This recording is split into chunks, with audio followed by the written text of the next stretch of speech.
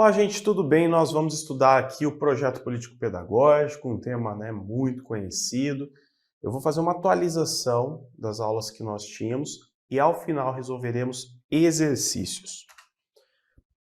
Para começar, a Gênese. Então, o movimento dos pioneiros da educação nova já defendia a elaboração de um documento norteador para a instituição. Ok? Estamos falando aí do surgimento do PPP.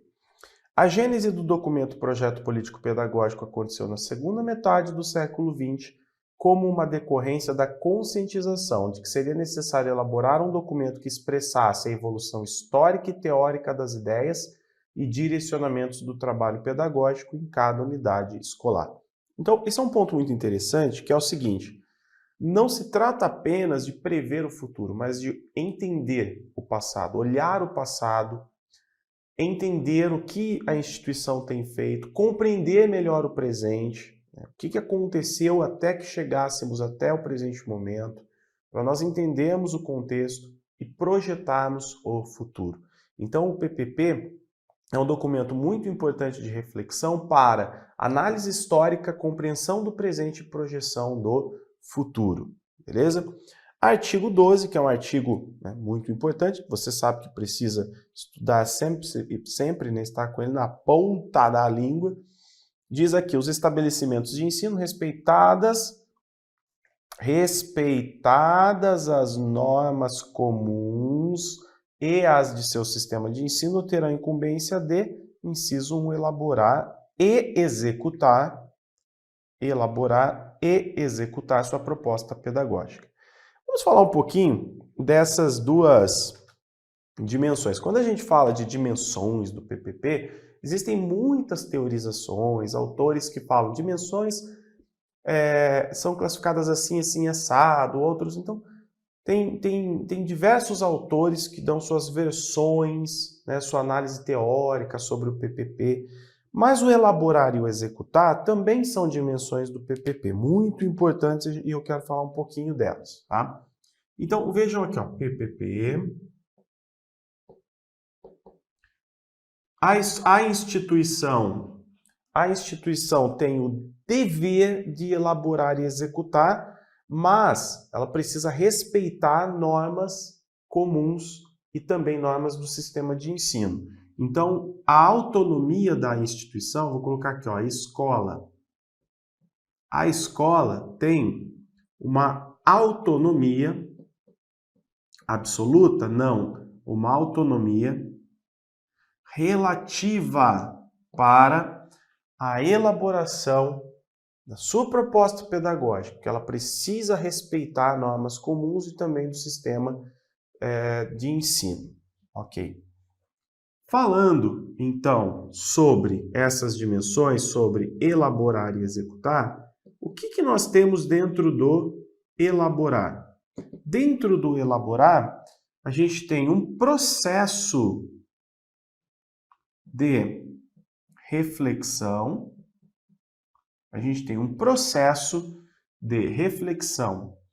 mais um processo de discussão. E dentro desse processo de discussão, nós temos conflitos de interesses, de ideias. Nós temos negociações. Nós temos busca pelo bem comum. Aliás, você já deve ter visto isso. Os conflitos são importantes. Por quê? Porque ali a gente percebe que o processo é democrático, em que todos vão expor seus interesses, suas ideias, seus pontos de vista, enfim. Mas é muito importante que esse conflito gere movimento e que, apesar dos conflitos, existam as negociações e sempre a busca pelo bem comum.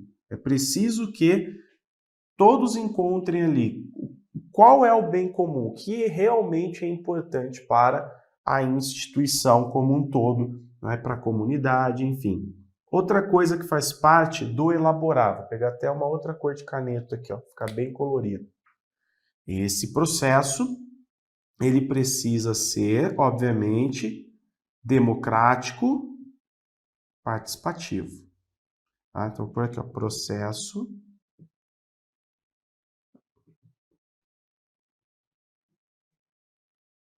democrático, participativo. Isso, eu já sei disso, é muito óbvio, sim, mas vamos frisar sempre, não é? Muita gente que não defende essa ideia de democracia na escola, enfim, acha que isso tudo serve para burocratizar. Olha que interessante, né? Então, o pessoal mais conservador entende assim, não, se eu precisar reunir pessoas para discutir, né, uma proposta pedagógica da escola, na verdade isso faz com que a coisa fique emperrada, não ande, nem todos sabem participar, nem todos querem participar, é aí que na verdade o processo é burocratizado.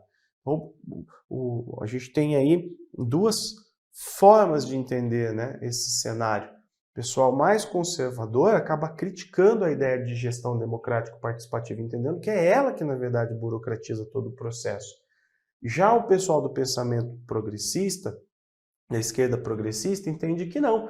Entende que todos precisam participar, por quê? Porque a instituição escolar, ela deve ser uma instituição construída socialmente. Se ela é de todos, se ela é pública e é para todos, então ela precisa ser construída socialmente. O fato de a gestão ser democrático-participativo, o processo ser democrático-participativo, é para que os representantes dos segmentos possam participar desse processo de elaboração e execução do PPP, principalmente de elaboração, de tomada de decisões, e possam reconhecer os seus interesses dentro da instituição, para que a instituição não apenas atenda também os seus interesses, mas faça sentido para a sua própria vida. Ok? Então, no resumo que a gente coloca normalmente nas aulas, é tudo muito simplista, é tudo muito clichê, as ideias são repetidas o tempo todo, mas se você for pensar, né, o que está por trás disso, todas as discussões, trata-se do que nós estamos falando aqui. Uma dimensão, então, está no elaborar. E a outra, o PPP é um projeto que deve ser simplesmente entregue para a Secretaria de Educação para ser arquivado? E nesse caso ele seria um instrumento burocrático? Não. Ele deve ser executado. Porque nesse processo aqui, levantamos muitas expectativas com relação à escola que nós queremos. Agora a gente precisa fazer com que ela se transforme nessa escola. Um ponto importante, a elaboração, então, trata-se de um processo democrático participativo, em que as pessoas vão refletir, discutir, haverá conflitos, negociações, busca pelo bem comum, e todos vão participar também do processo de tomada de decisões. Aí a gente vai para execução. O que é a execução? O que é o executar? A que se refere essa dimensão? É colocar em prática aquilo que foi projetado. Agora nós temos um plano. Tá? Então, executar aqui é executar o plano. Até então nós estávamos falando em processo de planejamento. Agora nós vamos falar de execução do plano. É a ação. É buscar a transformação da realidade com ações a partir, não são ações aleatórias, não, ações a partir do que foi planejado, a partir do que foi decidido. A partir do que foi decidido. Isso faz com que o PPP não seja um mero documento burocrático, ele precisa ser colocado em prática. Aliás, Uma das características do PPP é ser público. Ele precisa estar disponível na secretaria da escola para todos, para que todos possam compreender e conhecer a concepção pedagógica da escola, os princípios, a identidade e as ações que serão executadas, para que os pais, os responsáveis, a comunidade, os alunos, os professores tomem conhecimento. Então, ele tem uma característica, uma natureza pública, beleza? E um ponto também fundamental é que, se ele será executado, ele precisa também ser avaliado. Existe também o momento da avaliação do PPP e, ao final, eu vou falar mais disso aqui para vocês.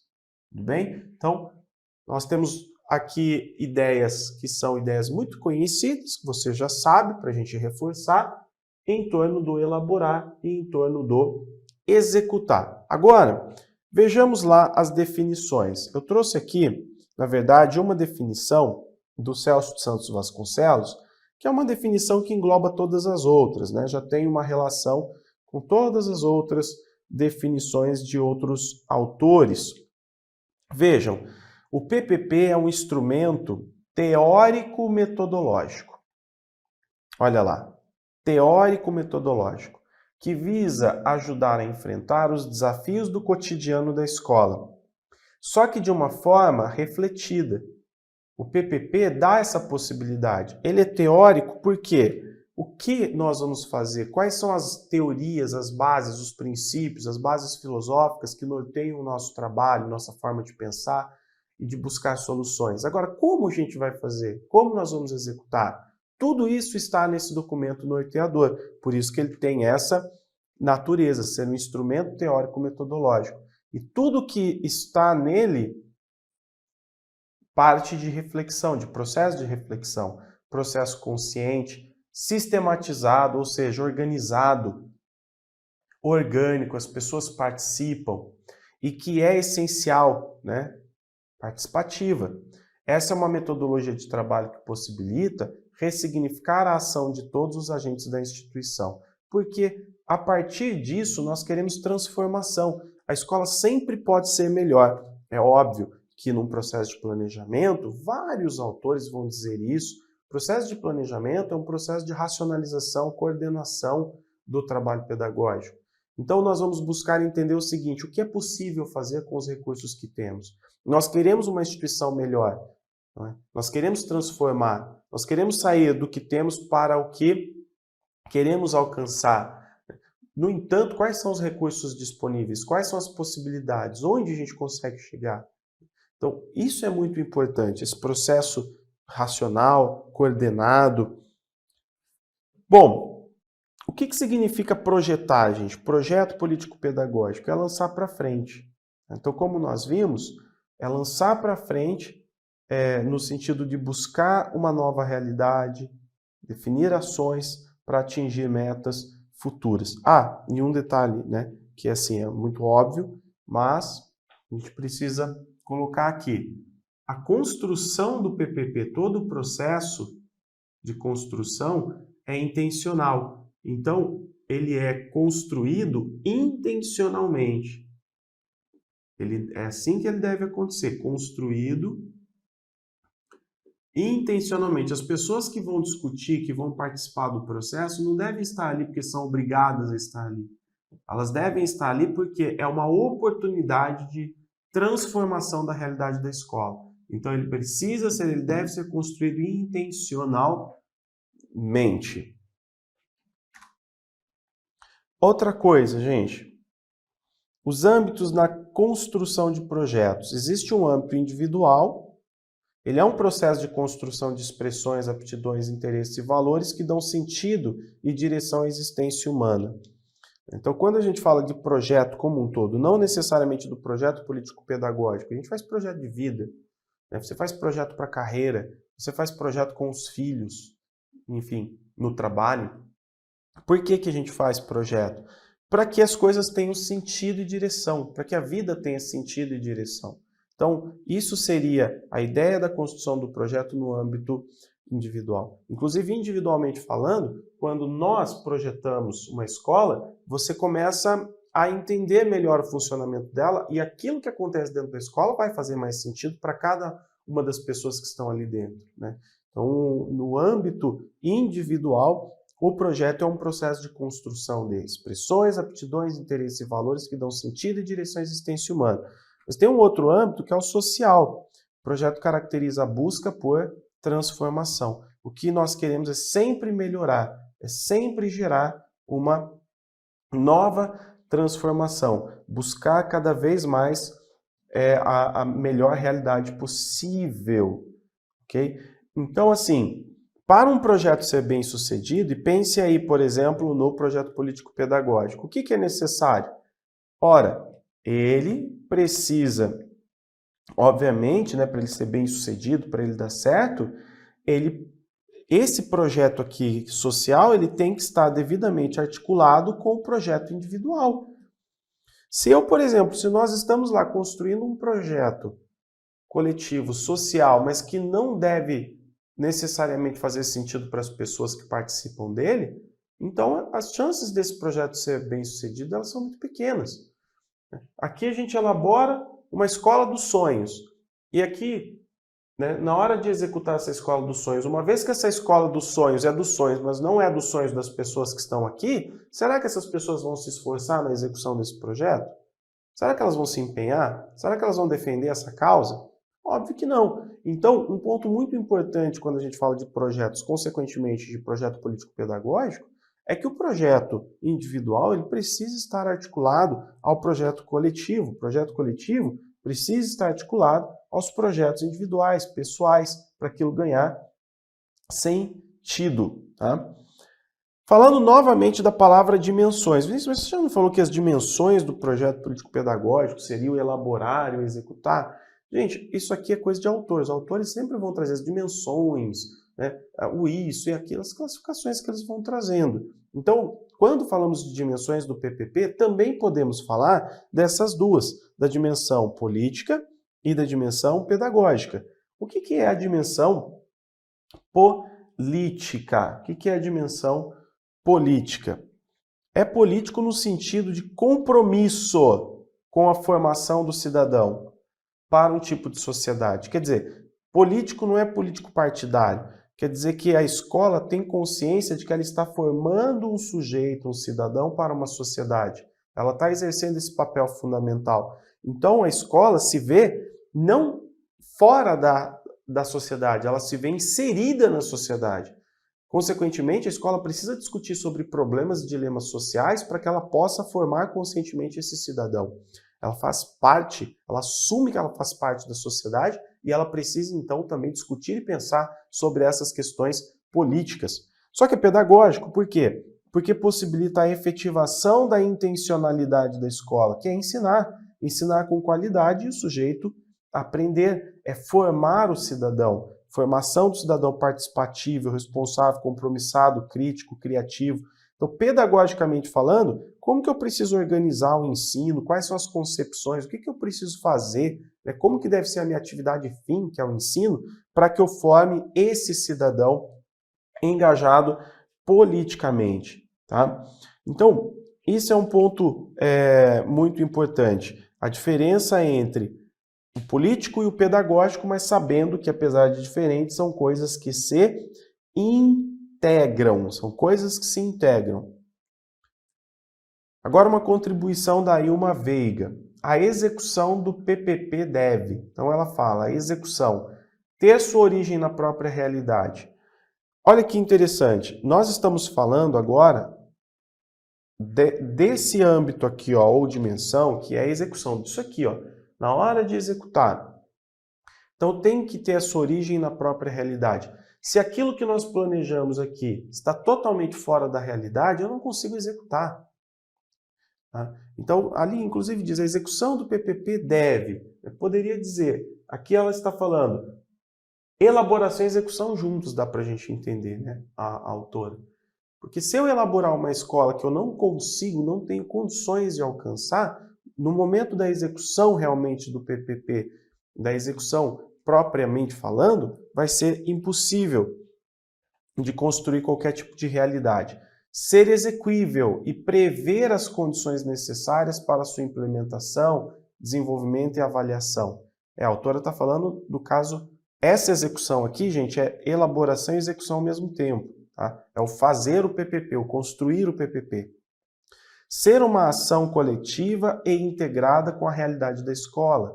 Ser construído continuamente, pois mais que um produto, é também um processo. Ser construído continuamente traz uma outra característica. Eu falei para vocês que uma característica do PPP é ser um documento público. Já deu para perceber, com o que nós vimos, que ele também é um documento de conscientização. Ele também é um documento de transformação, de busca por transformação. Ele é um documento flexível. Então, aquilo que foi decidido a partir das avaliações do processo coletivo pode sofrer mudanças. E ele precisa ser construído continuamente. Não existe construímos o PPP e pronto, né? Esse é o documento que vai nortear a escola por toda a sua história. Porque o tempo todo a sociedade se transforma, a escola se depara com novos desafios, novas realidades. Algo que é fundamental, gente, é que o PPP ele deve ser escrito. Tá? Ele deve ser escrito, ou seja, ele tem que ter ali, vamos dizer assim, esse plano aqui é um plano escrito. Dentro dele tem toda uma sistemática de trabalho. Então, uma vez que ele foi escrito de forma clara, para a implementação, né, ele é possível, ele tem origem na realidade, ele é execuível, ele está devidamente construído, escrito, ele olha para todas as prioridades. Então, isso vai facilitar bastante a implementação do plano. Princípios norteadores a serem contemplados no PPP. Isso aqui, gente, esses princípios estão onde? Estão na Constituição Federal, no artigo 206, estão no artigo 3º da LDB, tá? Então, esses princípios que a gente encontra, por exemplo, né, na obra da professora Ilma Veiga, na verdade são princípios retirados dos textos de lei. Então, nós temos aqui democratização do acesso da permanência com sucesso do aluno na escola. Então, quando falo de democratização do acesso da permanência, eu estou olhando para a aprendizagem. Não adianta o aluno simplesmente estar matriculado. Ele tem que aprender, ele tem que participar, ele tem que concluir a educação básica. Autonomia escolar, relação entre escola e comunidade, qualidade de ensino para todas as escolas, valorização dos profissionais da educação, gestão democrática.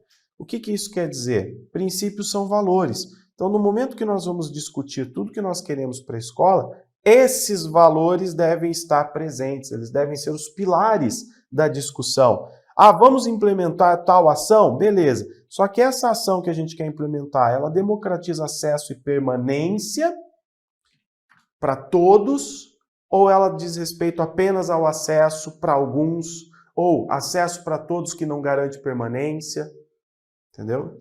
Se na verdade aquilo, à medida que nós estamos pensando, ela garante acesso para todos, mas não necessariamente permanência, a gente precisa rever essa medida. Ela não se inclui aqui nesses princípios, nesses valores norteadores que devem estar presentes no PPP. Bom, outro ponto importante é a estruturação do PPP. O que é a estruturação? Como nós estamos falando de um documento que é construído de forma organizada, sistemática, a partir de reflexões, de bases, etc., existe uma estruturação. Existem os momentos, existem as partes do PPP, as discussões. E eu vou fazer uma pausa e já volto para a gente falar dessa estruturação.